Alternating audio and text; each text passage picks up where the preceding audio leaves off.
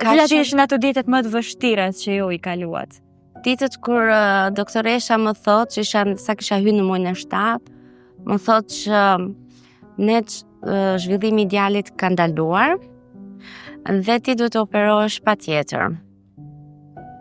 Ajo ka qenë ndjesia më e keqe e imja dhe frika që do jetoja, sepse nuk na dhan shpresë as mua as djalit kur kam ikur në spital për të operuar, ishte një tmerr. Dhe nuk kisha askënd pranë, i kisha fizikisht, po jo shpirtërisht, që të më jepnin forcë, vullnet, ishin aty, por nuk më jepte askush vullnet, deri në momentin që erdhi nëna ime dhe më ka kapur duart, ndërkohë që isha shumë e zverdhur, sapo kisha firmosur që unë nuk do jetë me shpresën që 50 do jetoja, 50 nuk do jetoja bashkë me djalin, nga doktoresha dhe më thot vetëm një fjalë, e do djalin?